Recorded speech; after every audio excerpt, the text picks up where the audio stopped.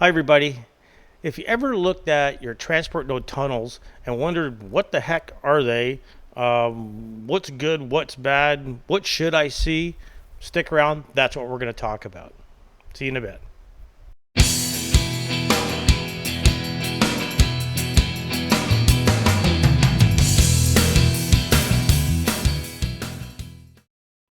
Hi everybody, thanks for sticking around. So let's take a look at this. Now, before I jump into showing you the lab environment, let me just kind of explain my setup. Let me just go over to this over here. So this is kind of how I've got my environment set up. I've actually got two separate clusters. One cluster is prepared for NSX, the other one's just for edge nodes. We can ignore that one for now. I've actually got three segments. I've got a database segment, I got the app segment, and I've got a web segment over here, okay? So I've got these transport nodes down at the bottom, ES6IO1, ES6IO2, and ES6IO3. Each has a single tap. I'm not doing multi-taps just for simplicity. And down at the bottom here in the purple, that's my physical underlay network. So above here, the green, the blue, and the orange, those are my overlay networks. Those are my web app and database segments. And this is how I basically have everything set up. I actually have Web 1 VM running on host 2, Web 2 VM running on host 3. Again, both of them are on the same web segment. I got my app VM on the app segment on host 1, and I got my database VM right here, database VM on the database segment running on host 1 as well. I don't really care. That's just kind of how I had it. Doesn't really matter. So when we look at that, our environment, that's what it's about. So let's switch back to the environment here. All right, and let's take a look. Let's take a look at what we have. So I'm going to go into System, Expand Fabrics. I'm going to go to Hosts. There's my edge cluster there. We can ignore that. It's not prepared for NSX. It's just a regular cluster. And then when I open up the cluster that has been prepared for NSX, you see I got my three nodes here. Node 1, Node 2, Node 3. Configuration is successful and the status is up. That's pretty much what it should look like once you prepared your transport nodes. And that's kind of like in the very beginning. Notice I have no tunnels. Okay, is this okay or is it bad or what? I don't know, right?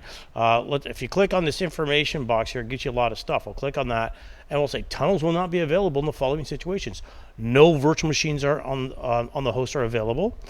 Virtual machines on host are in powered off state. Host is in maintenance mode.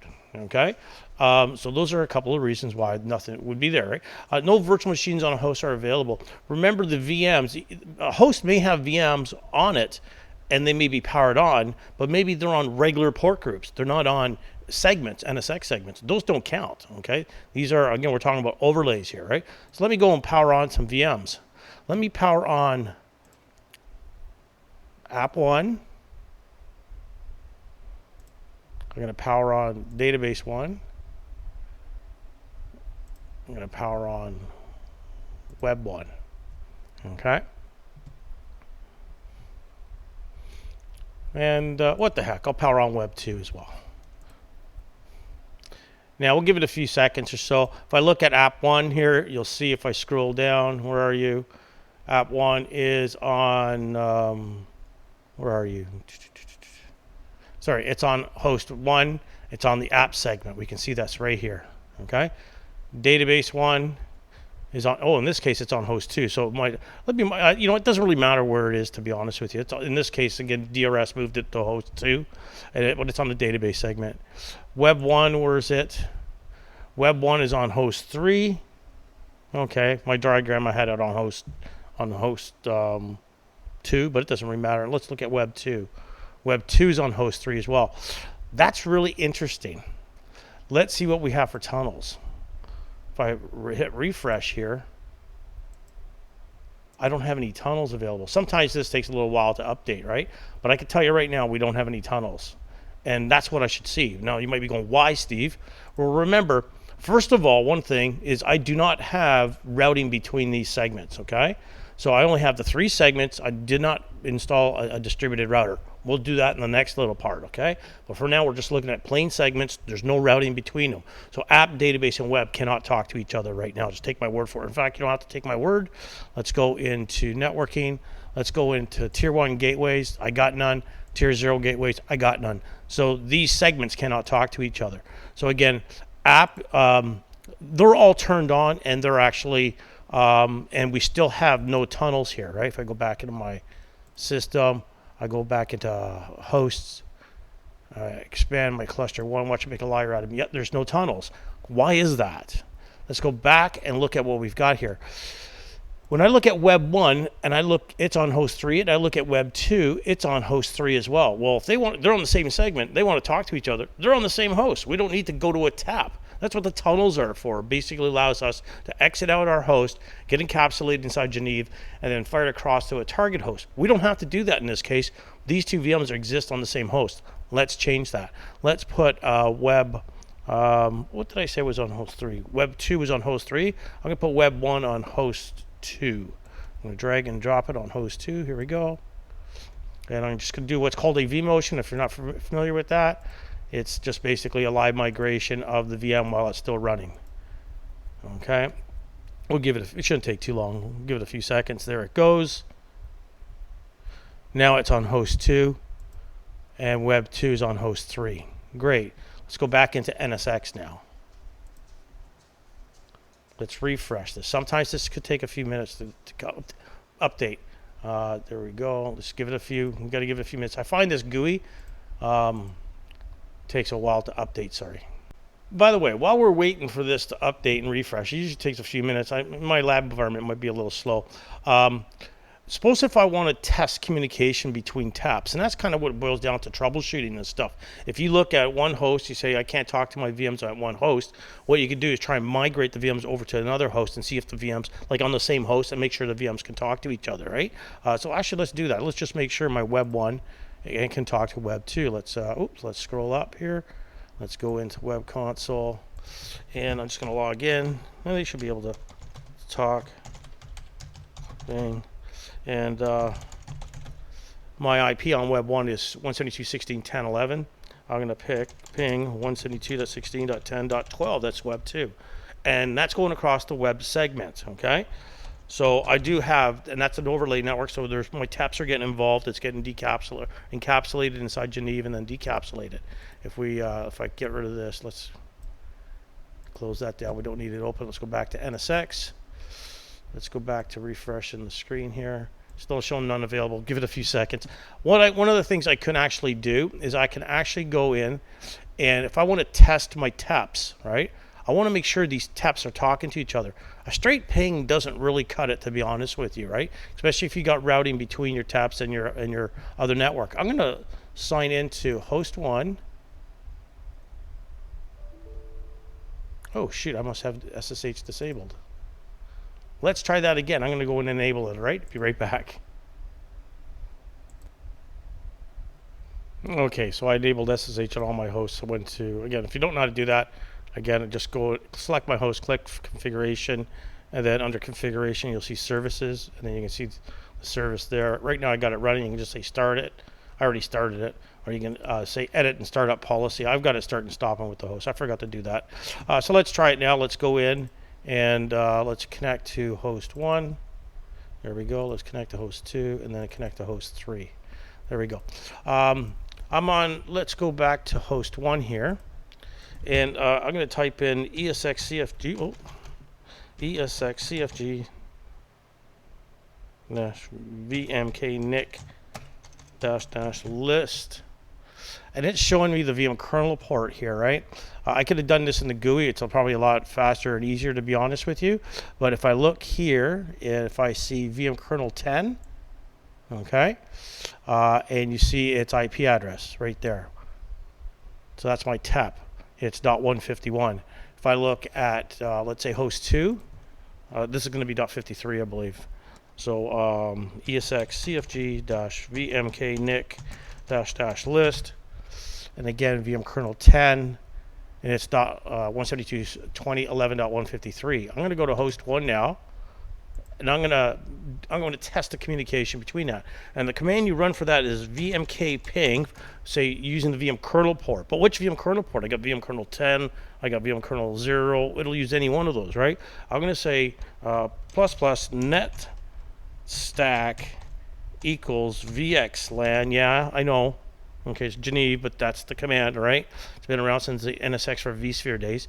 VMK ping net stack. Other words, use the VM kernel port, the stack for our taps. Okay, so I'm telling it to use that stack, and I'm going to ping 172.20.11.153. It was. I hit enter, and it's coming back, and it's showing me successful. But that doesn't address everything. That tells me I got physical communication going on. That's great, beautiful. I want to test it one step further. If you ever want to test the MTU size, remember in the other lay network, we need a minimum. VMware recommends a 1700 byte. Technically, a very bare minimum would be 16 in order for Geneve to work, right? But VMware always recommends a minimum of 1700. Right now, and I want to test that. So I'm going to do the same ping.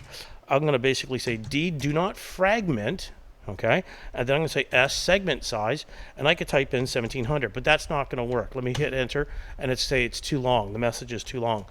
My environment is set up for 1700 bytes. So how come that's failing, right? Shouldn't that work? Well, TCP/IP and ICMP have some overhead.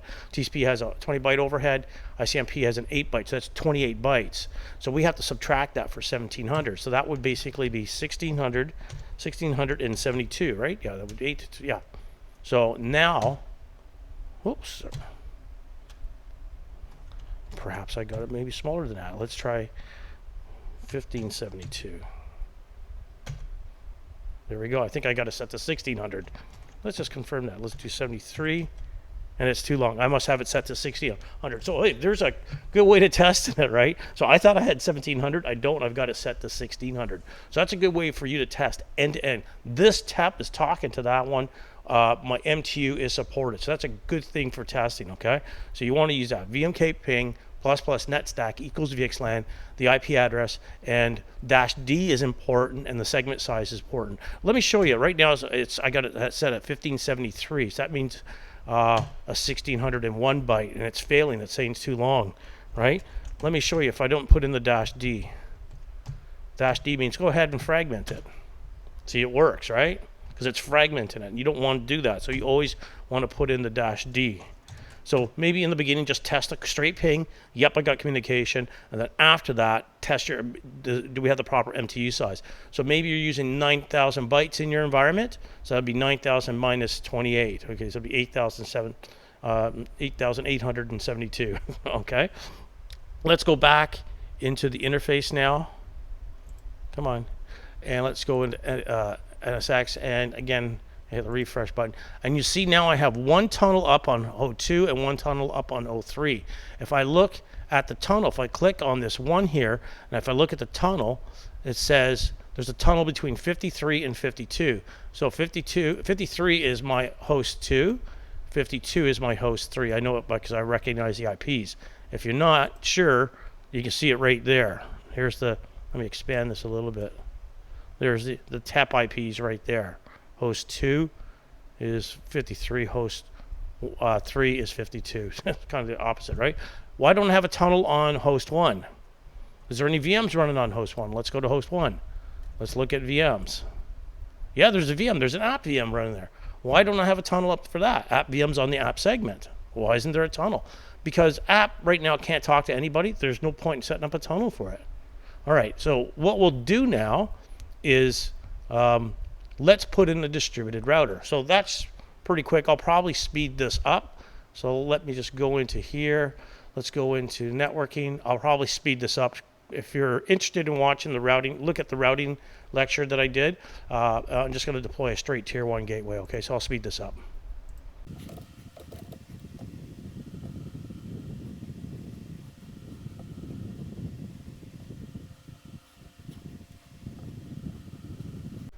Okay, we're back, everybody. So I've now connected these 3 segments together with a gateway. Let's test the communication. Let me go back to my host. Let me go to web 1. It's killing a bit of time here. Let me launch my web console.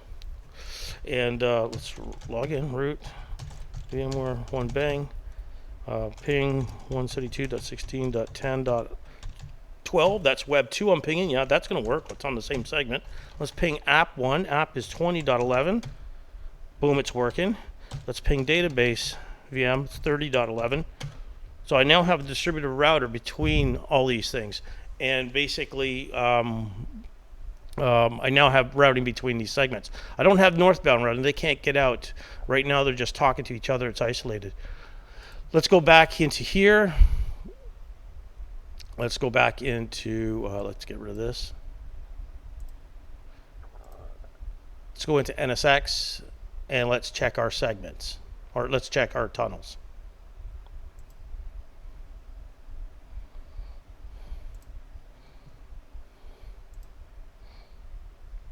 We now see that we have 2 tunnels here. Okay? So that's interesting.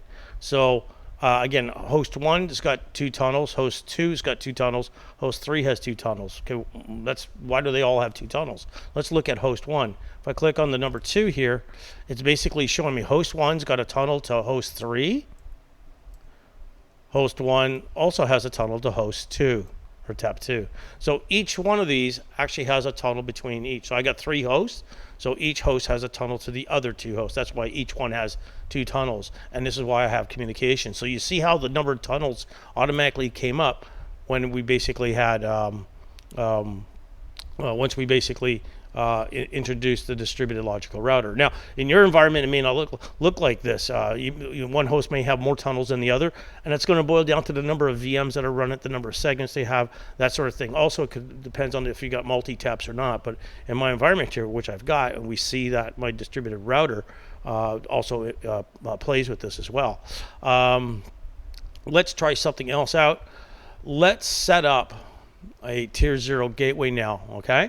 And let's see what happens to these number of tunnels. All right, I'm just going to pause my recording and set up my gateway because it's going to take a while to deploy, to be honest with you. And then we'll come back once I've got my northbound routing going, okay?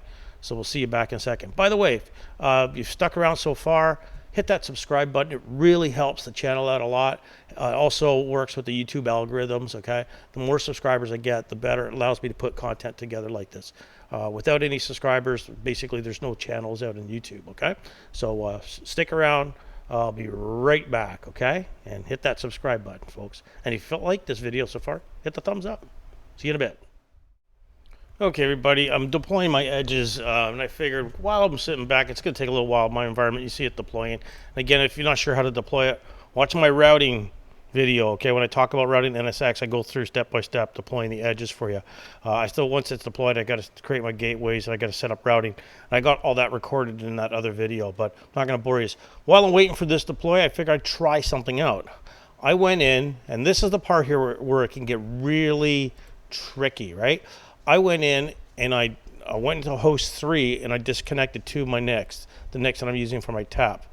It's a virtual machine, to be honest with you, if you want to see. It's actually running VMware Workstation host 3. And I just went into settings here. Come on. There we go. And I went to my network adapters and I disconnected the last 2. The last 2 is where my taps are using, okay? So I did that. All right, let's go back into my desktop here. And we can see my cluster has a problem, okay?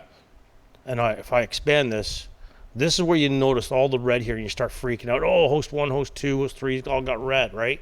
This is the part where it's really kind of misleading, right? Sorry, I just wanted to make sure my microphone was on. This is the part where it's really misleading. You might start looking, what's wrong with host 1, what's wrong with host 2? But we know the culprit's host 3, right? We see over here, host 1 has 1 tunnel up, 1 is down. We have host 2 has 1 tunnel up, 1 of them is down. Host 3 has 2 tunnels down. And this is the part where it gets a little bit challenging to troubleshoot. Prior to this, we had 2, 2, and 2 tunnels each. So this is showing me, if I click on this,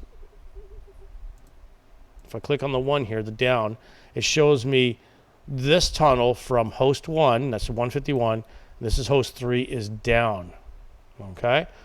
So it's telling me it's down on host 3. If I look at host 2 here again, click on the down, it shows me again host 2 says host 3 is tunnels down. So we got a common denominator, host 3, and host 3's. And if we look at the ups, we see host 1's got a connection. That's host 1. It's got a connection to host 2. We know that because we got the VMs running on it, and so on. Okay, and we see host 3 over here has again the tunnels down on both, right? So we know host 3 is the culprit, right? Now you'll see that these ones are degraded and this one's down. So in the real world, you want troubleshooting, you want to actually look at the down one, the one that's down. And you see there's an alarm on it, right? If I actually click on the alarm, again, it shows me tap health, faulty tap, right? That was actually the first alarm that came up. And then about a minute later, it comes up, it says transport node uplink is down. Okay, and it actually tells you some of the stuff here. Check the physical NIC status of the uplinks on host 1 in an NSX user interface at a fabric. Check, okay, it's telling you that. 2, check transport node list, check the node status column.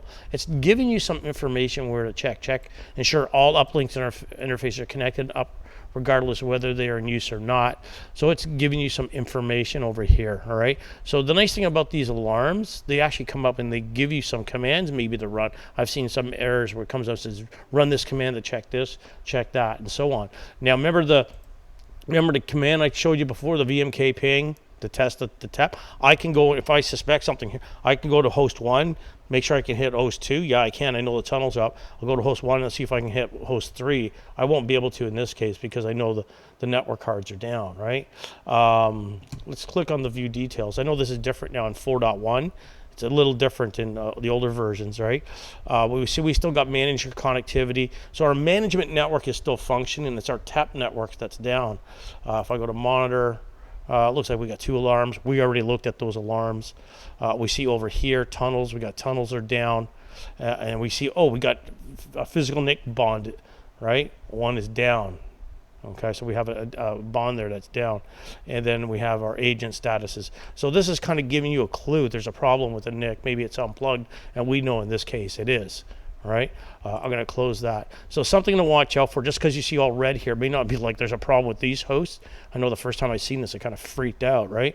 It's, in this case, it's this host here. So you may have to do a bit of troubleshooting. But one to look at that is to check check and see, if it's been degraded, and this one's obviously down. Let's go in and fix it. Anyways, yeah, I'll go back and I'll fix it. It'll come back up. Probably take a few minutes to come back up, and I'll finish up my edge and then routing, and then we'll take it from there. Okay. Actually, you know what? I'll let you stick around for that one. Let's go and edit the settings.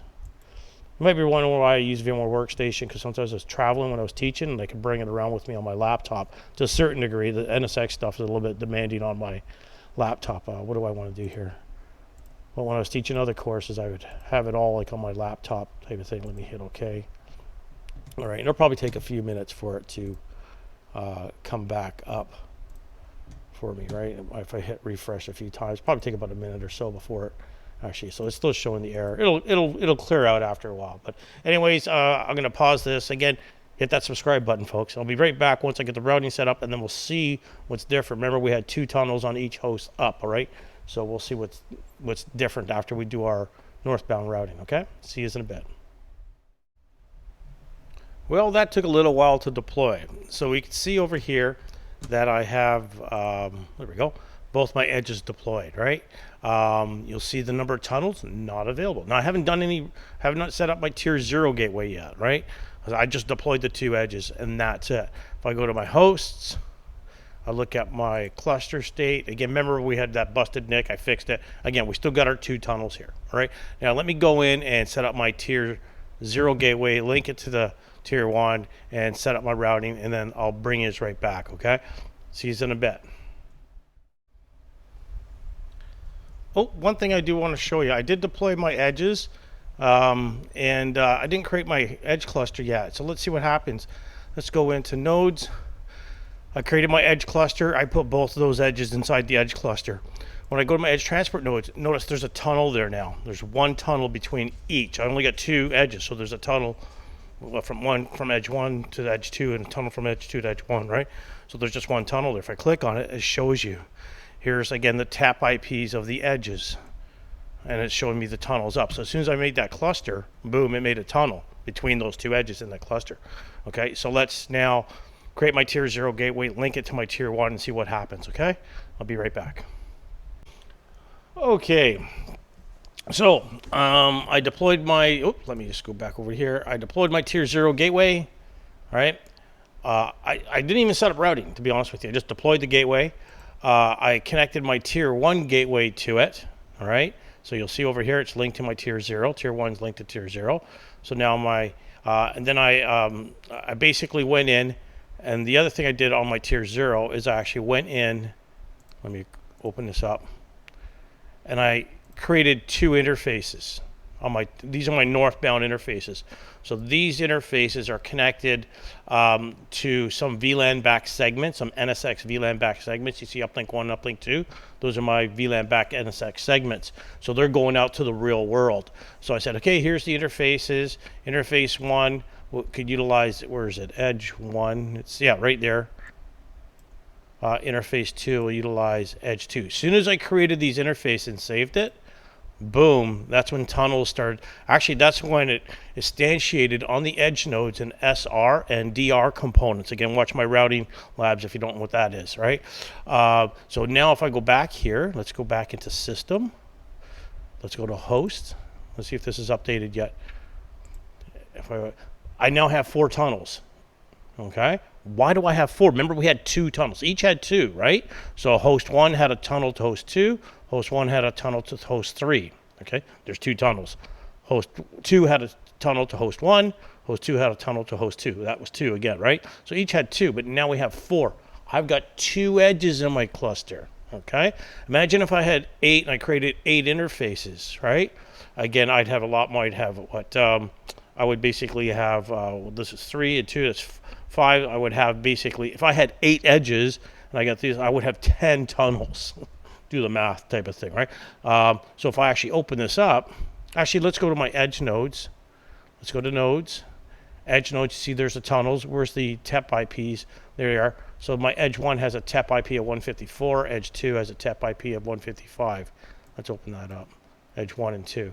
If I open up the tunnels here, you see, well, this hasn't updated. That's interesting. Yeah, it should have by now.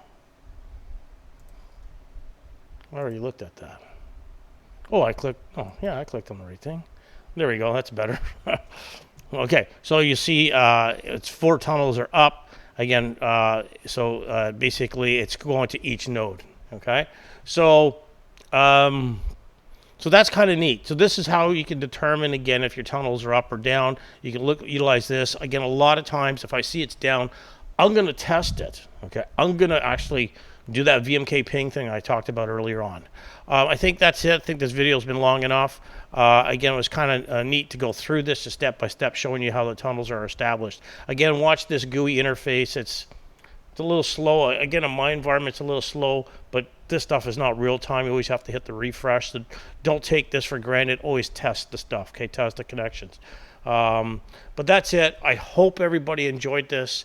If you found this entertaining or helpful, hit the thumbs up. I'd appreciate it. Also, if you haven't already subscribed to the channel, hit that subscribe button. Also, leave comments down below. If there's something you want to see, I'll see what I can do about doing that, okay? I've got some resources. I don't have a whole lot, but I have some. But anyways, let me know if there's something you'd like to see in the future. I'm going to have another one on troubleshooting and routing. That will be coming up very, very soon. And that's it. So thanks very much. Have a great evening. See you later, folks. Bye-bye.